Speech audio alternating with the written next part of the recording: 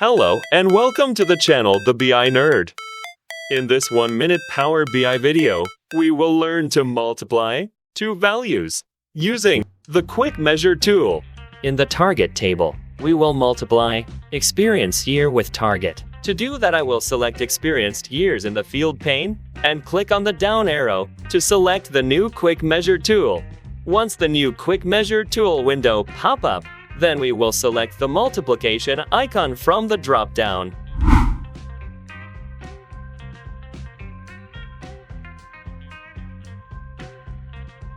We will multiply sum of experience years with sum of target. You can drag and drop the fields from the right side. Now Power BI has created a calculated field. I will rename it as multiplication. If you want to learn to create an awesome-looking dashboard like this in less than 20 minutes, then click on the link above or click on the end screen video. Thank you. Please subscribe to the channel and get regular updates. Also, don't forget to check out other Power BI videos on the BI Nerd.